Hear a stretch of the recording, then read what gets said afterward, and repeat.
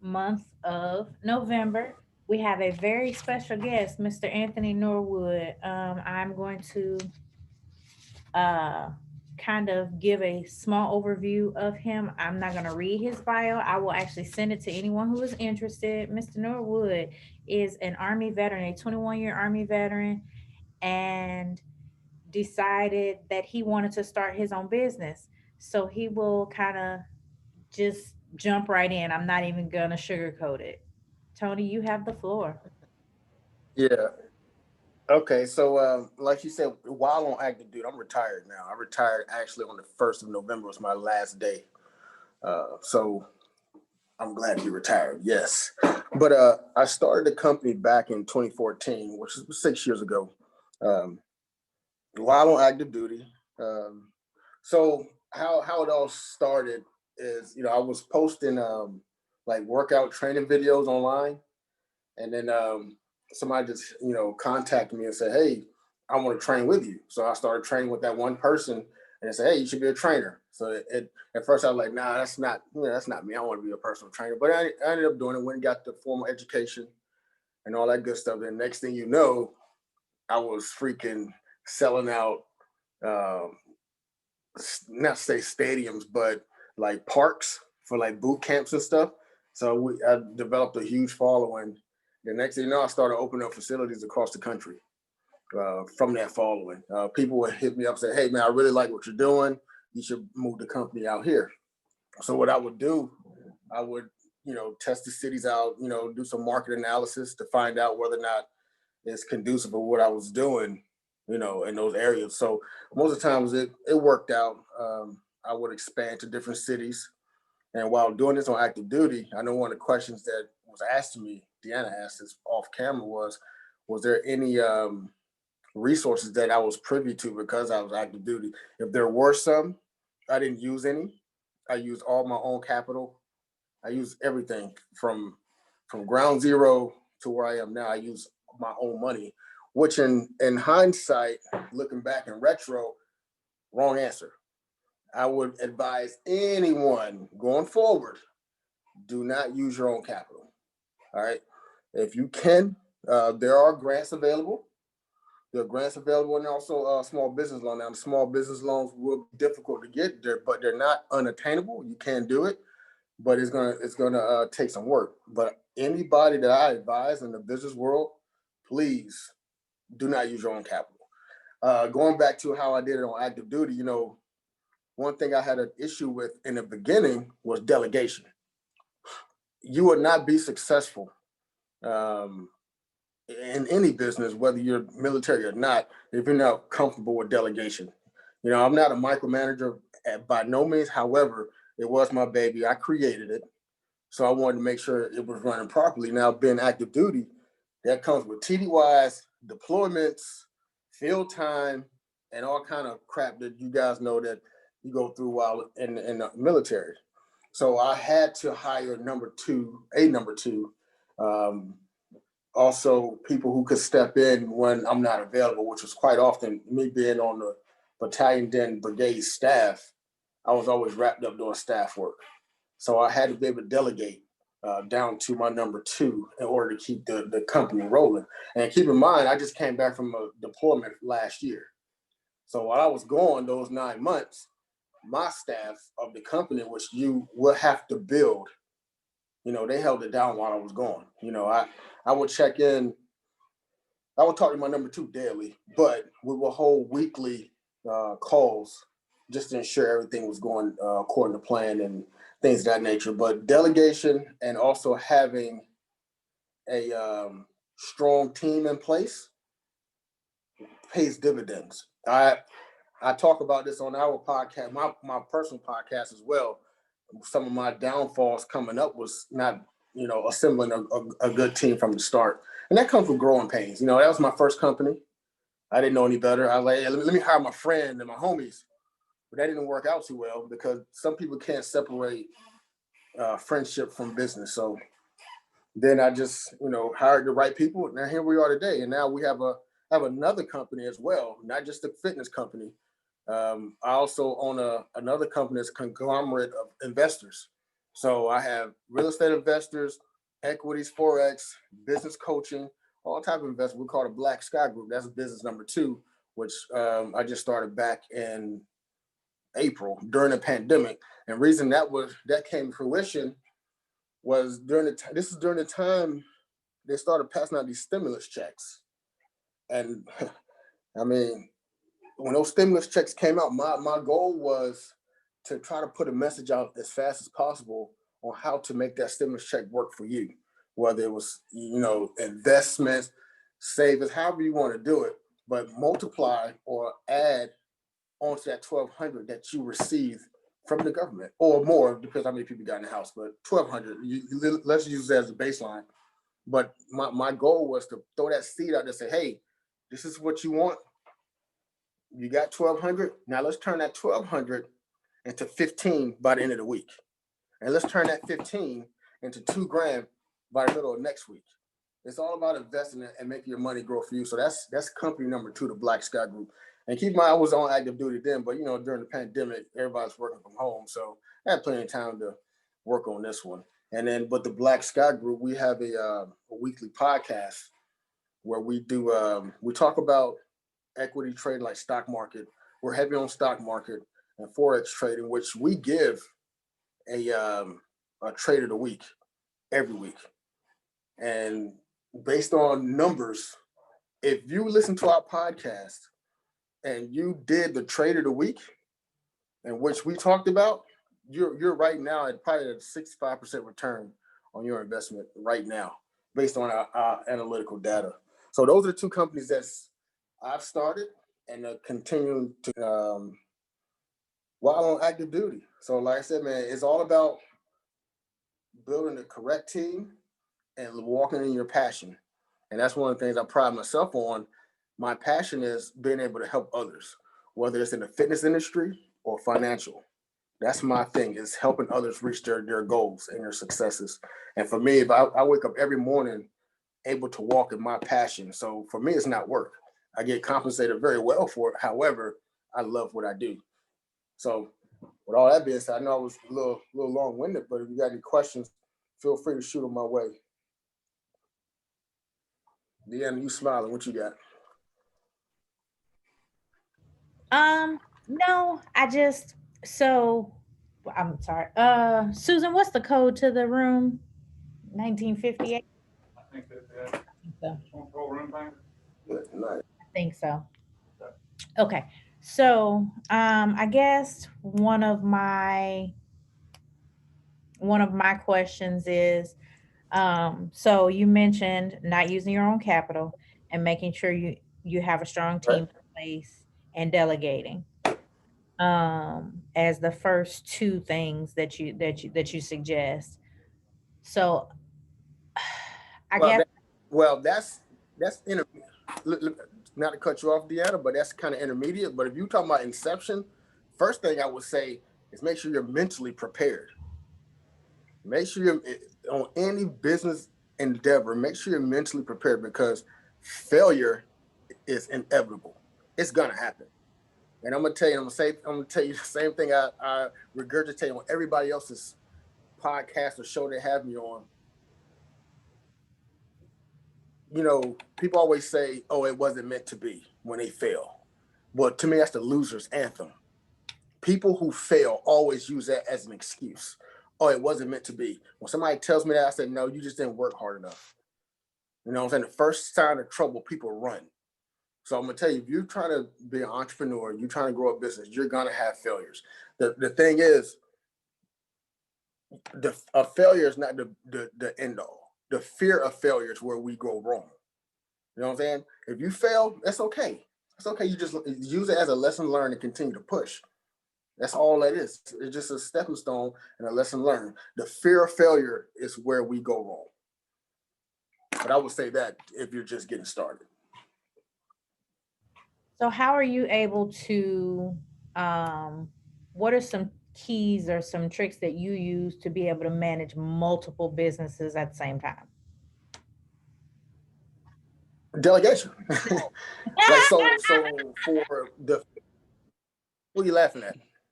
You laughing kind of hard. Nothing, laughing at So Carl.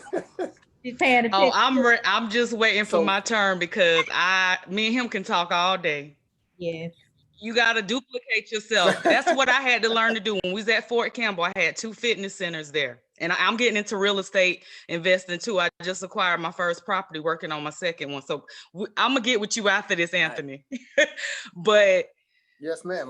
Yeah, that'd be I great. had to learn how to duplicate myself. And I went through a lot of pennies before I got those 4 good quarters with my team, you know. And I did. Yeah. And entrepreneurship, being a business major, hey D, entrepreneurship is not for everyone. It is not for everyone, you know, because when you have those moments, I didn't look at it as failure. I looked at it as ways, as a challenge. What can I do differently? And that's why I went back to school, because I wanted to be an educated entrepreneur, you know, so I wouldn't make those mistakes. But yeah, I went into it using my personal money and everything.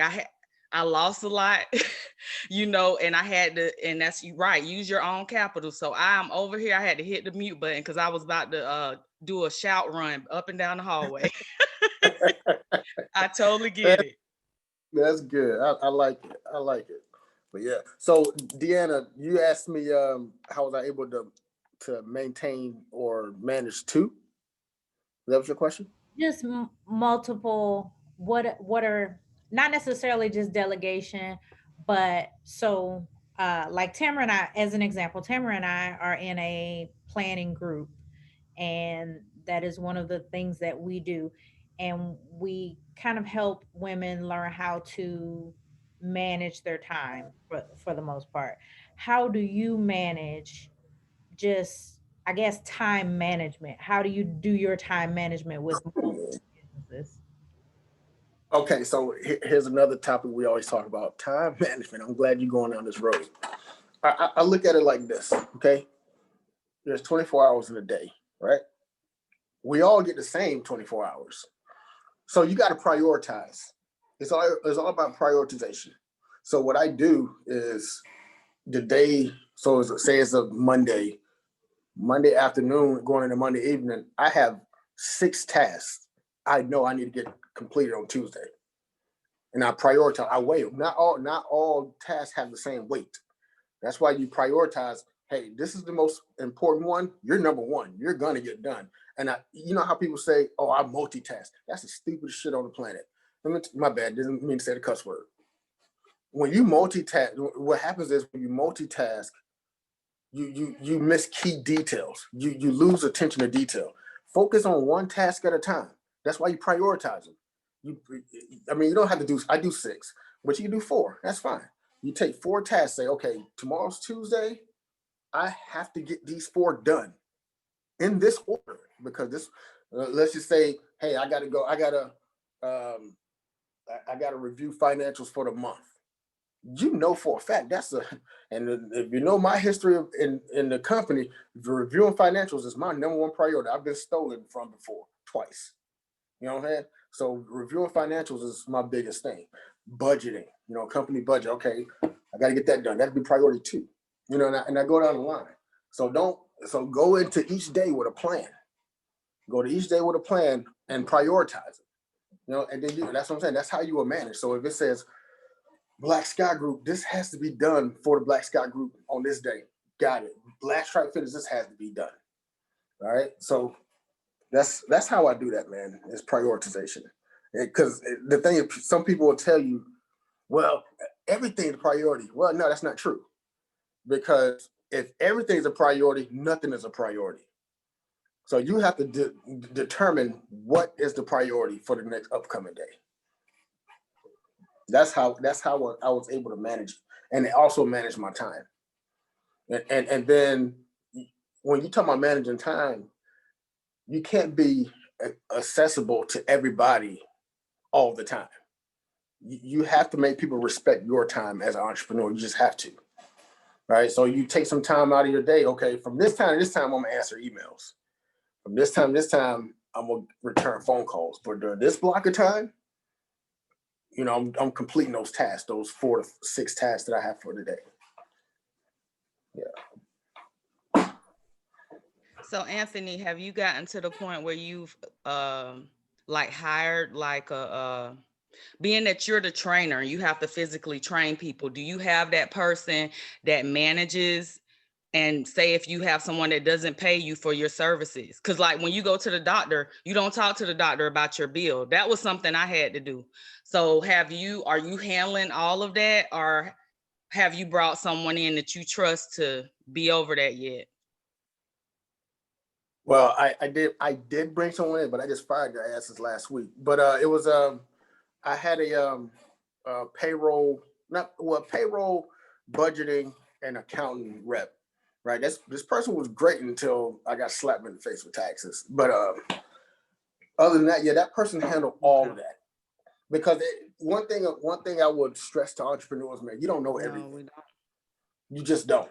You have to hire people to get in those roles. You know what I'm saying? Like I suck at administrative data. Paperwork, nah, son, that ain't for me. I'm the guy that's out here on the pavement, you know what I'm saying, pounding the pavement, getting these clients trained, and also getting these trades out there, you know, educating people about the stock market, and also business coaching. That's what I do. All the other behind the scenes work, I hire people to do that kind of stuff because I just don't know enough to do it. You know, I'm a psych major by trade. I have no formal business education, none. And I'm being frankly honest with you. Do I need it? No. But and my thing is, I'll tell y'all this real quick. Right when I was deployed, I was in a room, was getting ready to do a briefing. And what's crazy is some of the guys didn't know who I was. And one of the guys, he was like, they was talking about, oh, I have an MBA in this, and I have a doctorate in this. And somebody else said, Chief, did you ever finish your doctorate? Nope. You know, they was like, well, why not? I was like, because there's no point. You know, and then one guy's like, well, I have a doctorate. I said, well, I'll hire you too. You know what I'm saying? And then he looked at me like, what do you mean you'll hire me? Oh, yes, I will hire you. You know what I'm saying? I don't even have your credentials, but I will give you a job. So I say that to say that, you know, I don't need the formal education, you know, in the business world. Why? When I can hire people that can do that.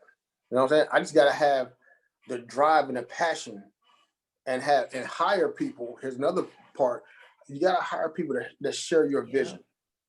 As long as they share your vision and have the credentials to back it up, you'll have a stellar team.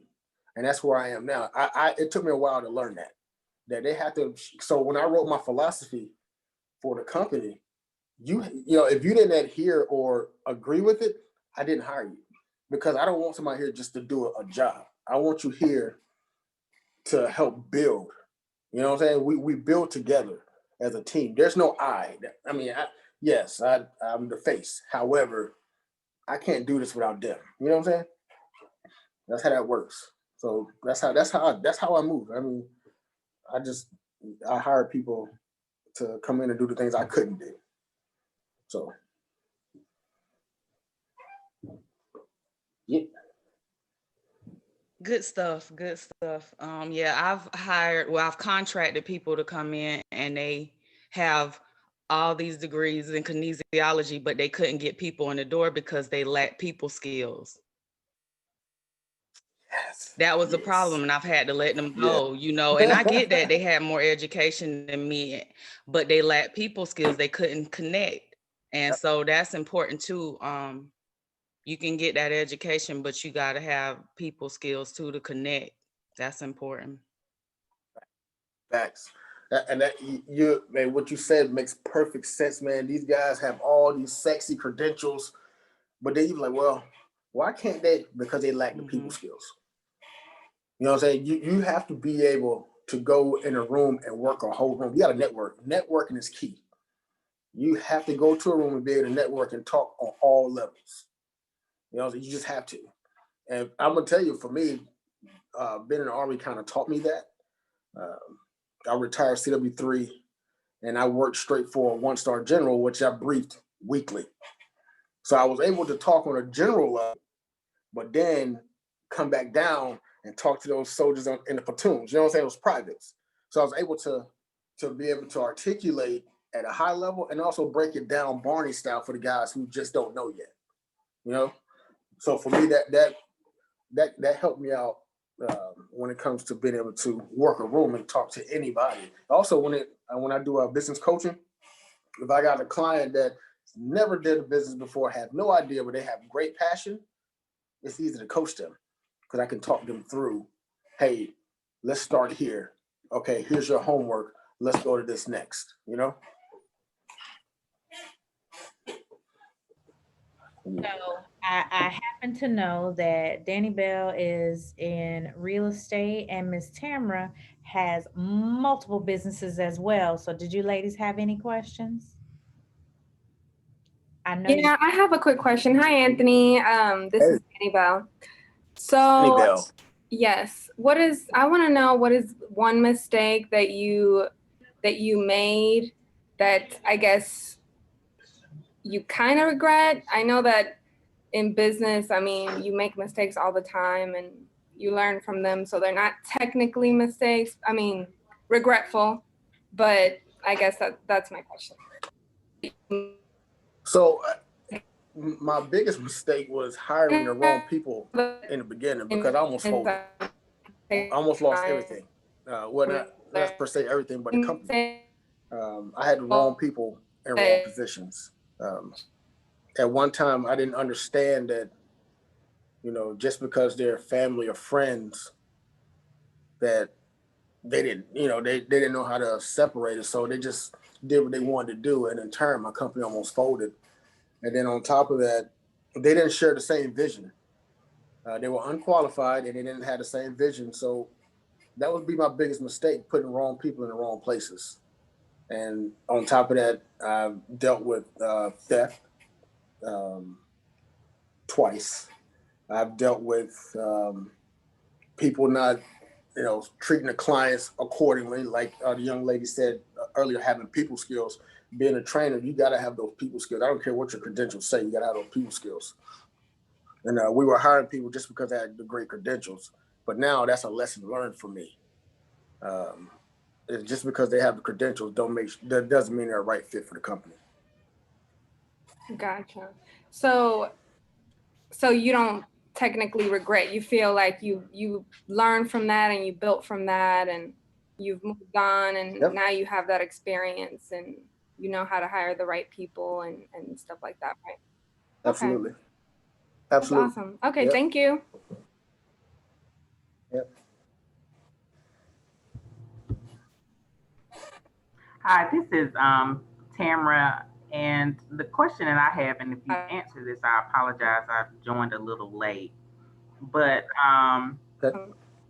when you first got started, I understand that you said that mindset was the number one thing that if you're going into entrepreneurship, which I agree with, it all starts with your mind. But what are the other maybe top 3 things that you would maybe suggest to an up and coming entrepreneur, things that they may need to go ahead and start with? I know, I guess Danny Bell is probably looking to expand in some things. And of course, we all want to grow our businesses, but what are the top 3 things that you would probably suggest other than mine? I'm gonna tell you the number one thing is start with, and it comes from a book I read. Start with why. Why? You know what I'm saying? Why? It sounds simple, but it actually is not. Why? So for example, the young lady, she said she had fitness centers before. Well, I don't know if she still has them. Can't remember. But she had fitness centers, right? So why? Why do we want to? Why are you doing your business? Why did you want to do this business? Why? Start with why. And I'm gonna tell you that you can't answer that question off the rip. And if you can, I will call you BS on that because I will poke holes all in it. I will call you BS. When I figured out what my why was, here's my why. My why is this: I wanted to be an intricate part of enhancing or building someone's success, whether it's financial or physical. That's why I do what I do. And so therefore you have a chance to walk in your purpose. I will tell people, first thing you want to do is walk in your purpose. Why you got to figure out what are you on this planet to do? What do you have joy in doing? That's your why. Figure out your why. All right. Why is number one. Okay. So number two will be how do you sell your why? All right. How? You got to figure that out on your own. But number two will be how do you sell your why? And number three will be what. Okay. So you look at it as a bullseye. All right. Your inner circle is your why. Medium circle is your how, and your outer annulus is your what. Okay. So how, why, how, and what. What is what you do? Okay. That is what you do. How is how you do it, and then why is why you do it. If you combine all three of those, you will be successful. All right. So look at your why. Why am I doing this? How? And then what am I doing? All right. I can give you a prime example. All right. Let's use Apple, for example. Okay. Apple versus Dell computers. Okay. Apple is not a computer company. All right. Regardless of what you think, they're not a computer company. Dell is. But why does Apple sell more computers than Dell? Because Dell, they sell what they do. They sell what? They say, okay, we make great computers. They're selling what? The reason Apple is more successful than Dell at computers is because Apple sells you their why. They sell why we do it. We're more we're innovative. We're innovative. Go ahead. Did somebody say something? But they sell why. So that's what I'm saying. If you ask me what will be the top three things, know your why, your how, and your what, and combine all three.